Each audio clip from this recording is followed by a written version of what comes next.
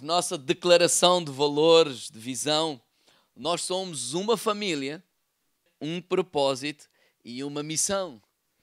Uma família, um propósito de amar a Deus e servir pessoas. E uma missão de fazer discípulos. E nós temos uma frase que é o nosso porquê. Porquê que nós existimos? Nós acreditamos que ao implantar a cultura do reino de Deus nas famílias, a glória de Deus será manifesta na terra. Então, o nosso porquê, quando ele está claro, vai nos ajudar a definir prioridades na nossa vida. Quando nós não sabemos muito bem para que é que existimos, qualquer ideia boa nós podemos embarcar, mas quando nós sabemos qual é o nosso porquê, porque é que existimos, há ideias que são boas, mas não são para nós, porque não se enquadra dentro do nosso porquê. Tenho aqui uma ideia, vamos vender umas canecas. É bom, mas não é para nós, pode ser para outros. Porquê? Porque isso não se enquadra no nosso porquê. Porquê é que nós existimos. Então, falamos sobre o que é o reino de Deus. É esse encontro quando o céu e a terra se encontram. Não é? Esse lugar. Não é? E nós falamos que o reino de Deus ele está em nós. Falamos na segunda mensagem, a cultura do ser. Quem nós somos. O Sermão do Monte fala da nossa identidade.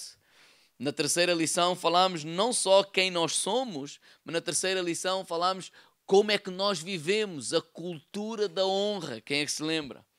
Depois falamos sobre as nossas prioridades, porque tem a ver com a cultura do sucesso. O que é sucesso para os filhos de Deus? E hoje eu gostaria de terminar a falar sobre a cultura do secreto. Diga ao meu lado, cultura do secreto.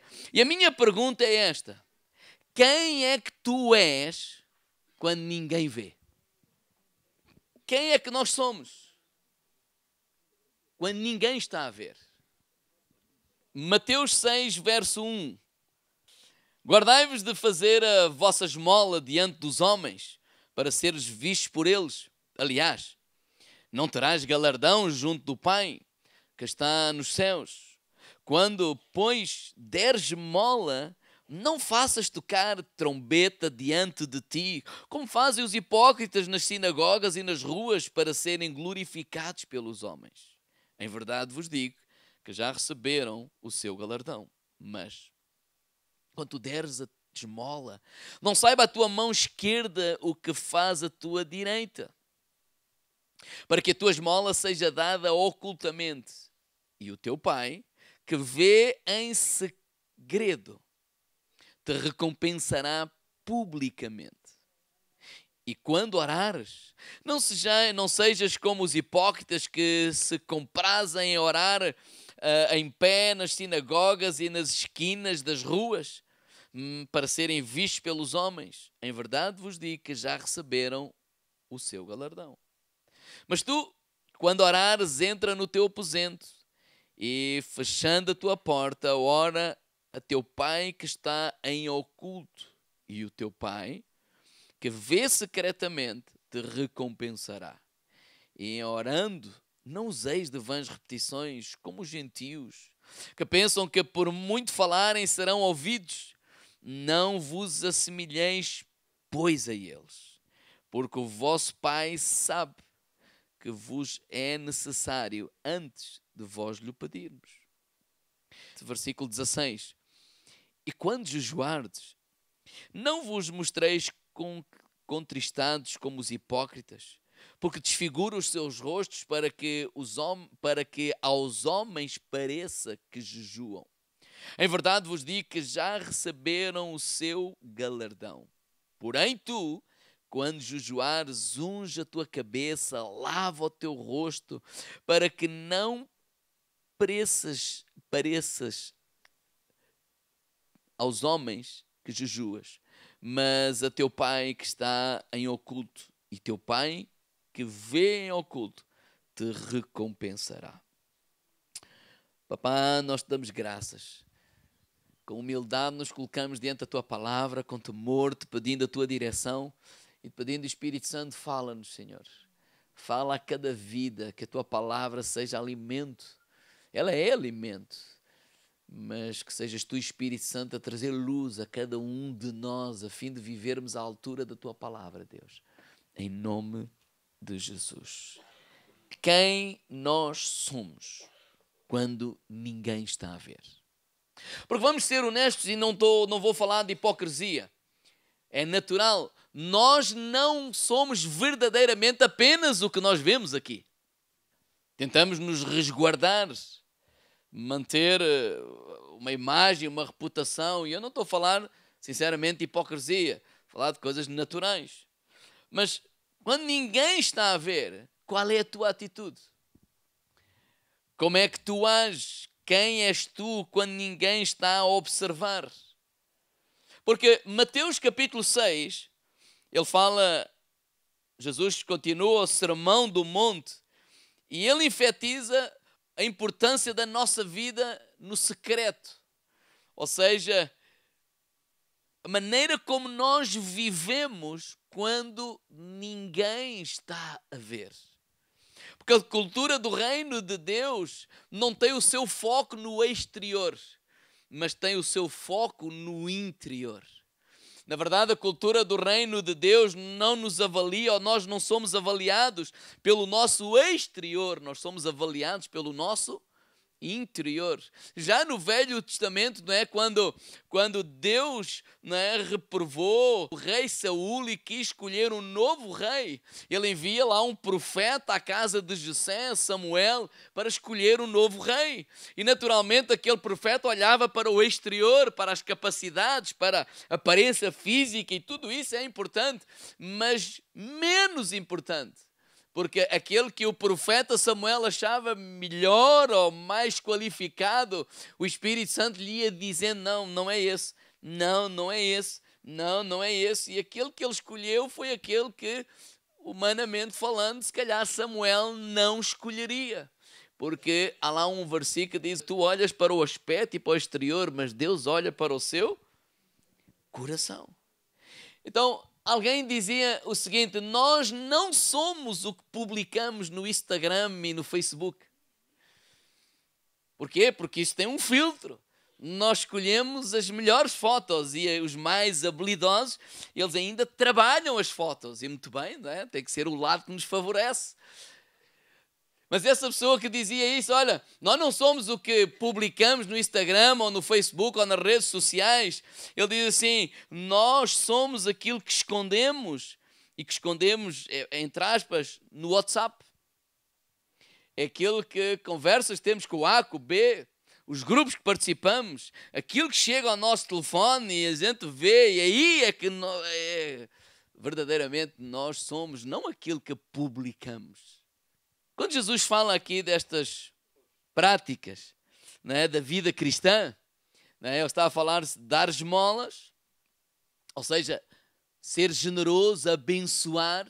Ele está a falar sobre orar, ter intimidade com Deus, orar é este privilégio que nós temos de estreitar laços de intimidade com Deus. Esta prática de jejuar tempo para nos separarmos e pararmos um pouco, porque temos uma fome de mais e mais de Deus.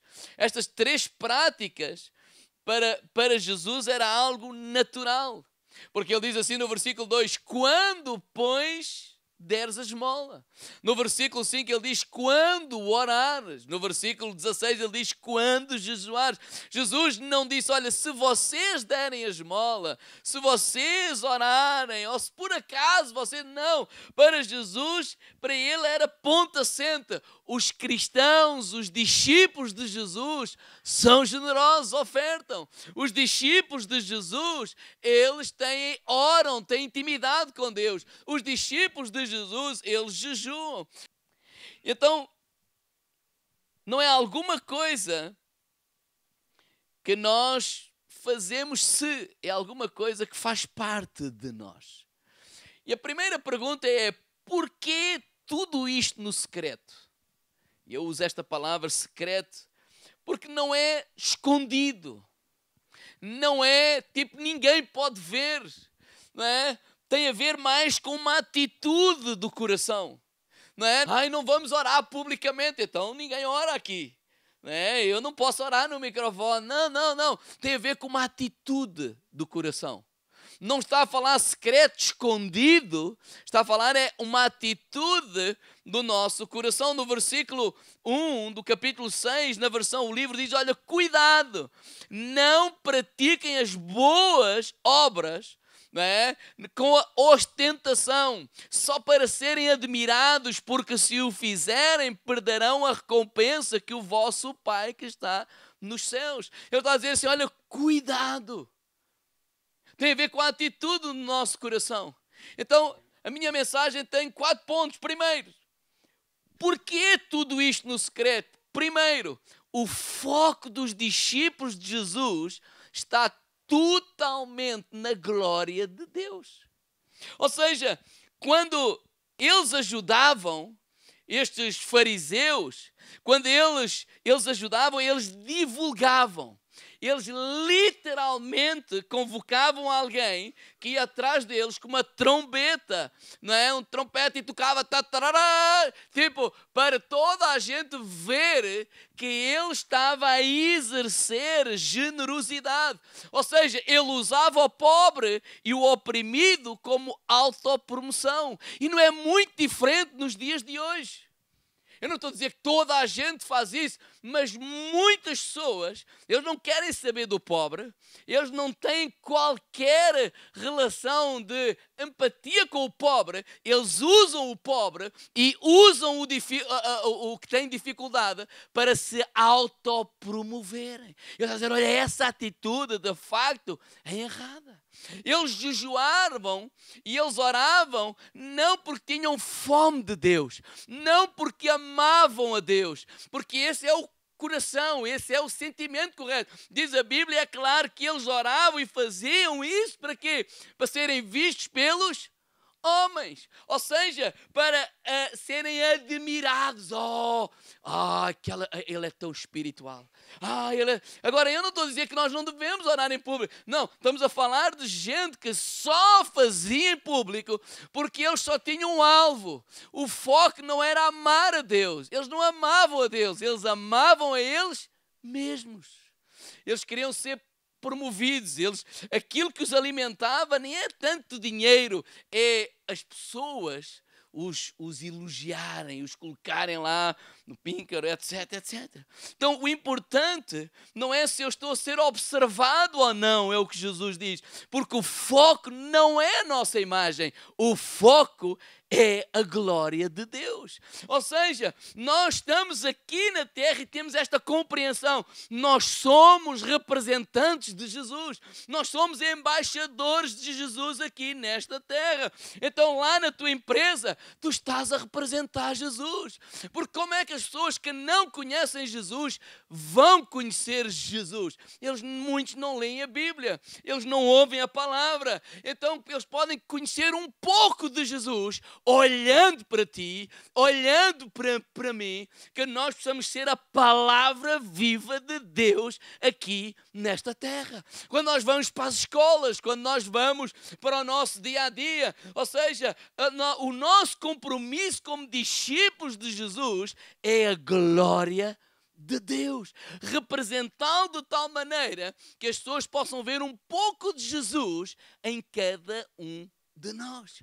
Então por isso é que ele diz, olha, no secreto, porquê? Porque o nosso foco não está na nossa imagem, o nosso foco está na glória de Deus. Segundo, porquê tudo isto no secreto? Não só porque o foco dos discípulos é a glória, ou está totalmente na glória de Deus, mas segundo lugar, porque para os discípulos de Jesus, estas ações, digo ao irmão ao lado, fluem naturalmente.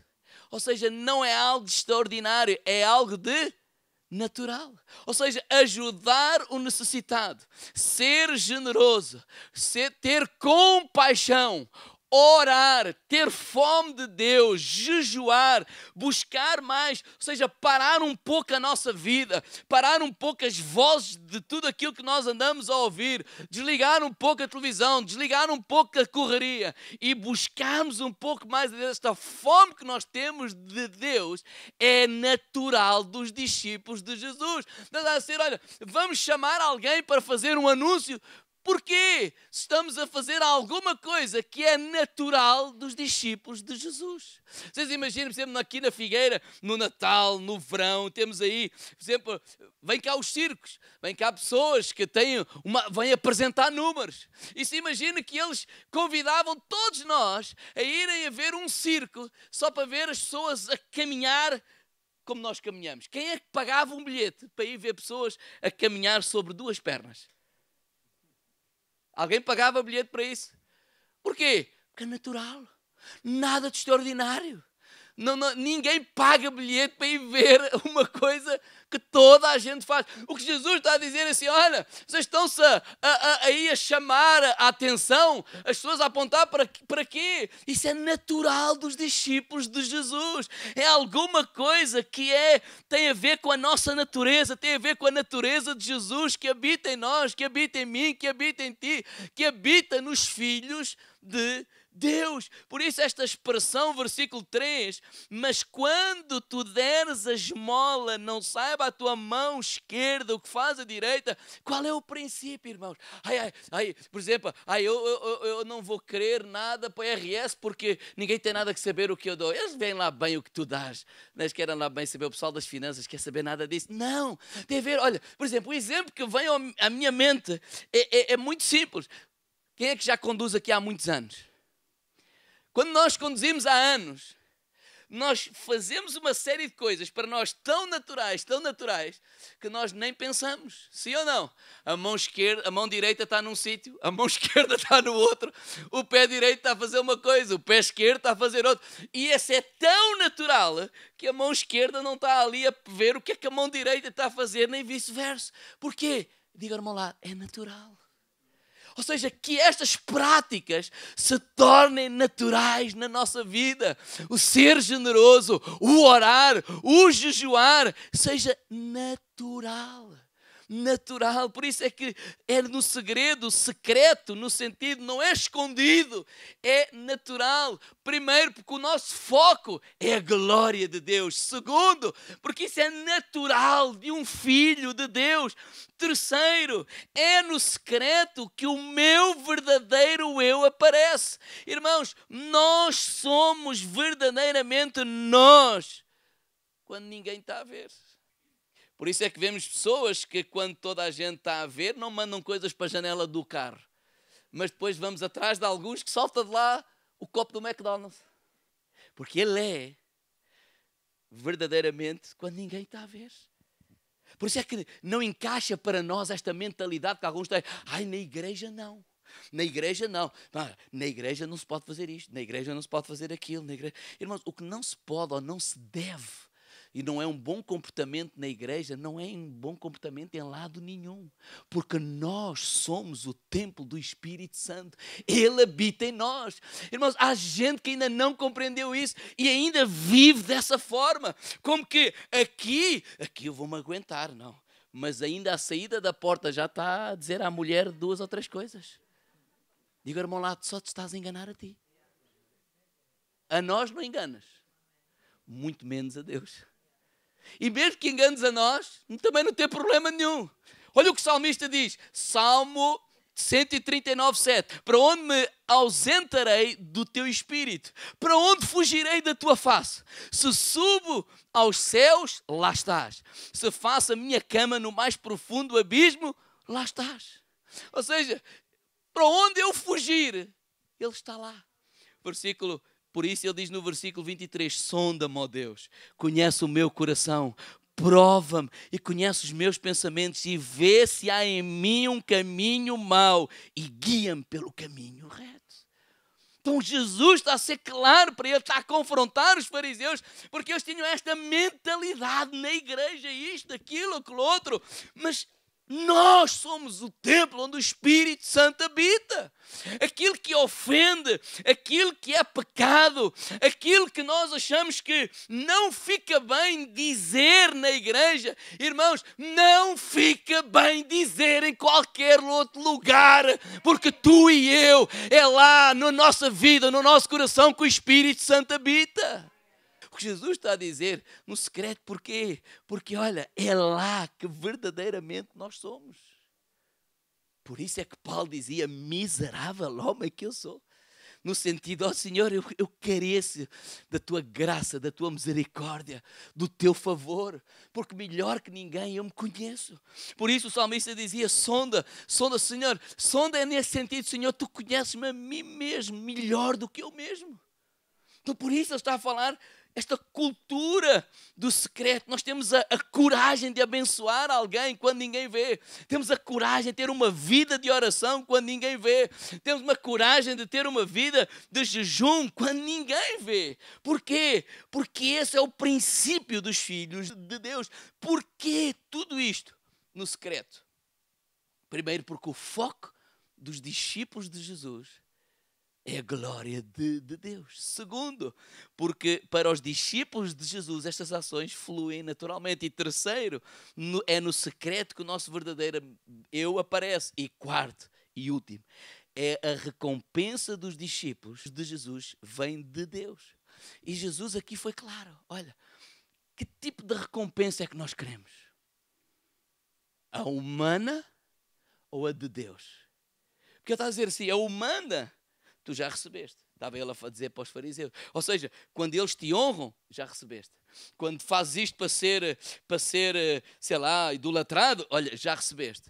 Mas ele diz assim, olha, mas quando nós fazemos no secreto, é ele que nos abençoa. Olha no versículo 4, para que a tua esmola seja dada ocultamente e o teu pai que vê em secreto olha o que é que diz aí, recompensará publicamente.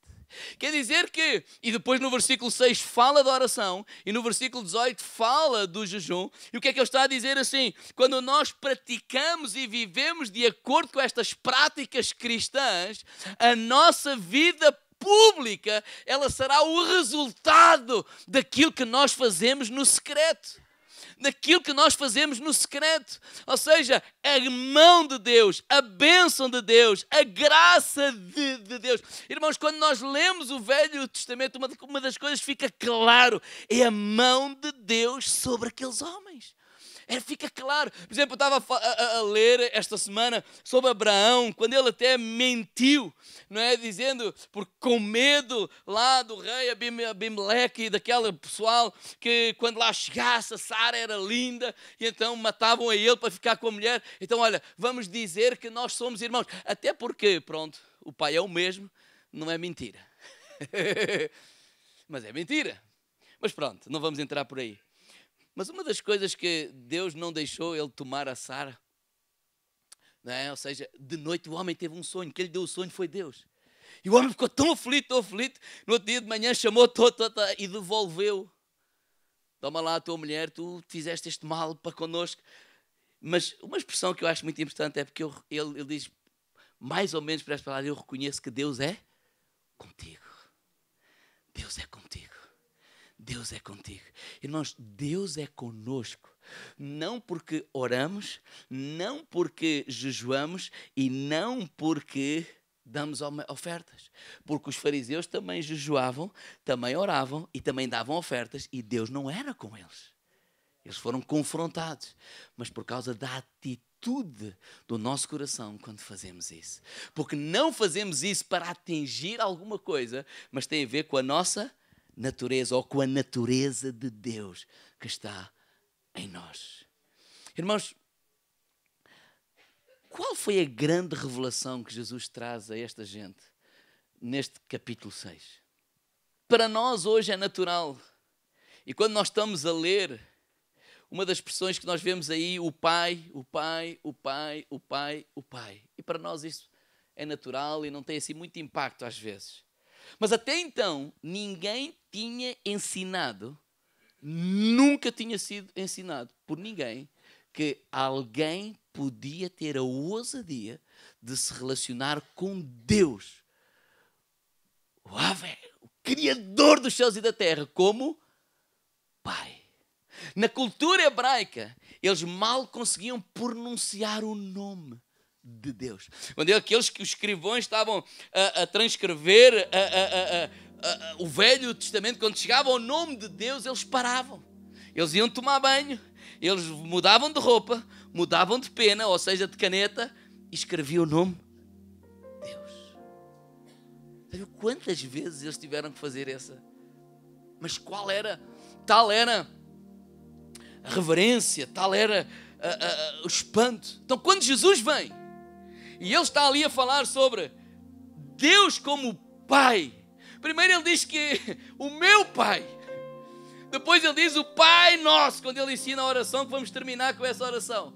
Ele vai dizer assim, muitos daquelas pessoas ficaram com raiva dele. Quem é que ele pensa que é? Muitos olharam para essa revelação como algo extraordinário. O Criador dos céus e da terra é o nosso Pai. A chave está na paternidade de Deus. Ele é o nosso Pai. Ele é o nosso papá. Por isso, no versículo 5, ele diz assim, quando orares, não sejas como os hipócritas. Ou seja, não ores como os hipócritas. E o que é que ele está aqui a falar? O que é um hipócrita? Um hipócrita é um ator. O que é isso? Ele relaciona-se com Deus a fim de conseguir alguma coisa. Ele não está preocupado com Deus. Ele não ama a Deus. Ele quer atingir alguma coisa.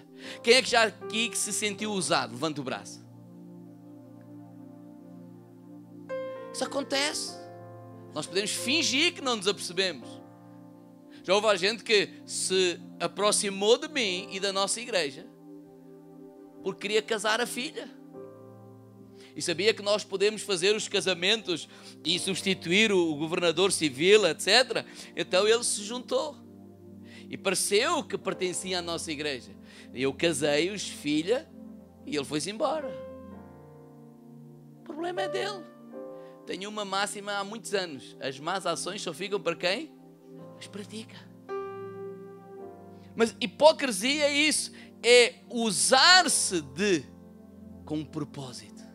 E ele está a dizer assim, olha, quando vocês orarem, não orem assim. Não sejam como os hipócritas. Que era assim que os fariseus se relacionavam com Deus. Eles oravam porque eles queriam o quê? Reconhecimento público. Eles oravam porque queriam que as pessoas os admirassem. Eles diziam que estavam a jejuar e mostraram, hoje estou ali. Então como é que está? Estou aqui a fazer um jejum de 40 dias. Está bem, mas isso é entre ti e Deus. Não tem nada a ver com isso. Então, como é que tu estás? Porquê é que sai logo esse primeiro um jejum de 40 dias? É para eu ficar logo, estou perante alguém, lá vai. Isso é hipocrisia. Segundo, ele diz assim, olha, não orem como os pagãos. Olha o versículo 7. E orando não useis de vãs repetições como os gentios. Pagãos aqui, que é outra tradução que fala para gentios, não são ateus. Pagãos são aquelas pessoas que praticavam as religiões pagãs. E essas pessoas oram e muito. Essas pessoas jejuam e muito. Só que têm um relacionamento lá com os seus deuses no tipo de negócio. E o que é esse tipo de negócio? Eu fiz, então eu tenho direito. Eu fiz a minha parte, Senhor, agora tu não me falhes.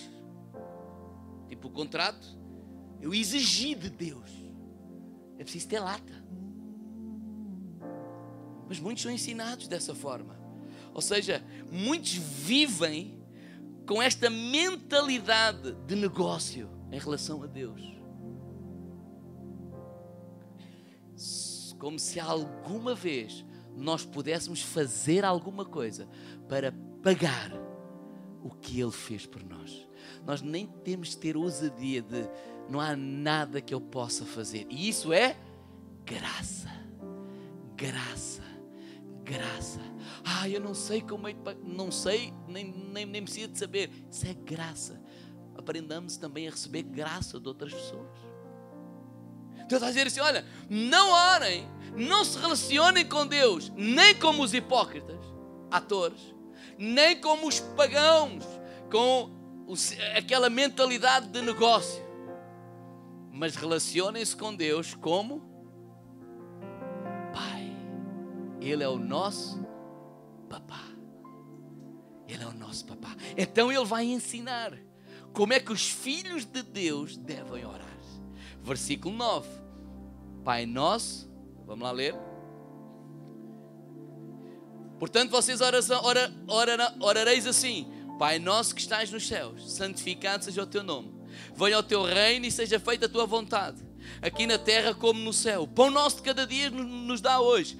Perdoa as nossas dívidas, assim como nós perdoamos aos nossos devedores. E não nos induzas à tentação, mas livra-nos do mal, porque teu é o reino, o poder e a glória para todo sempre. O meu desafio para terminarmos, vamos construir uma oração através desta oração. Ou seja, orar é: Pai nosso que estás nos céus. Ou seja, os discípulos de Jesus relacionam-se com Deus como um Pai. Ele é o papá do céu. A nossa relação não é como atores, com hipocrisia. A nossa relação com Deus também não é como um negócio, não é um contrato. Não, Ele é o nosso papá. Ele é o nosso papá. Ele nos ama. Diga, irmão, lá, Deus ama-te. A melhor coisa que nós podemos dar aos nossos filhos é a nossa presença. Mais do que qualquer coisa. Mais do que qualquer coisa. Não é que os nossos filhos vão crescer saudáveis? Com a presença dos pais. A presença é o mais importante. Agora, falando assim, quem aqui tem filhos? Eles pedem ou não pedem? E pedem com ousadia. Diga, irmão lá, então peça. Mas o nosso coração é estar na casa do Pai. Ele disse, Pai nosso. Pois ele diz assim, olha, santificado seja o teu nome. E a pergunta é, o que é santificar o nome de Deus? Não é, será que nós vamos conseguir fazer com que o nome de Deus seja mais santo? Não. É este coração, Senhor, ajuda-me a viver de tal forma que todos saibam quão santo é o teu nome. Ajuda-me a viver de tal forma que todos saibam quão santo é o teu nome. Que a nossa vida aqui nesta terra, Pai, primeira coisa que eu te peço, que eu possa viver aqui nesta terra de forma a que as pessoas à minha volta saibam que tu és santo. Santo. Na verdade, 3 vezes a mesma palavra, não vemos. Deus é poderoso, poderoso, poderoso. Nem vemos. Deus é amor, amor, amor. Mas há lá uma passagem que diz, Deus é santo, santo, santo, santo é o Senhor. Viver, esse é o nosso primeiro pedido. Senhor, ajuda-me a viver nesta terra a cultura do reino na terra, para que as pessoas à minha volta possam reconhecer que tu és um Deus santo. Venha o teu reino, seja feita a tua vontade, assim na terra como no céu. Sabe o que é que está aqui a falar? De obediência.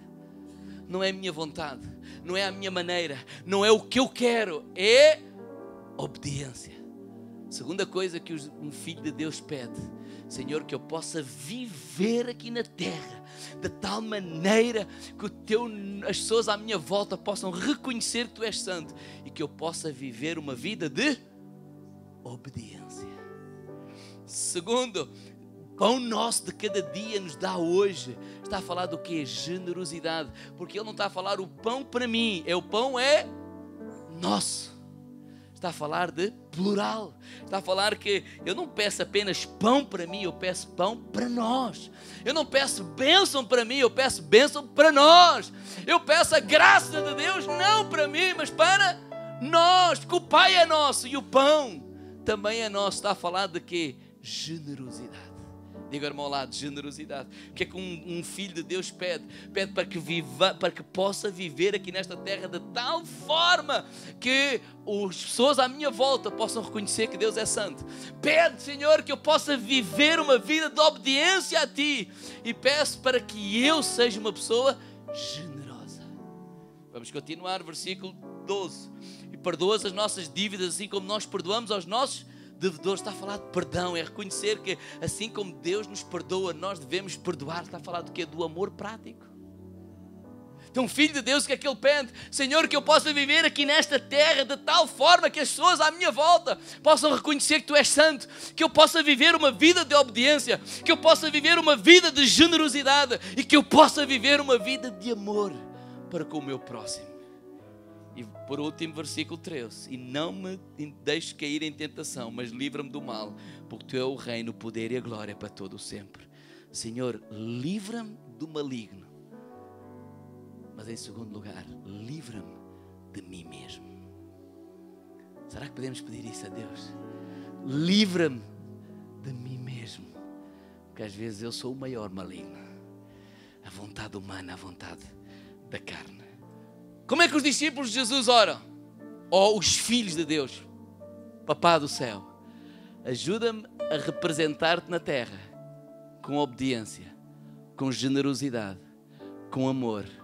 Livra-me do maligno e livra-me de mim mesmo. Para que eu possa viver a cultura do céu aqui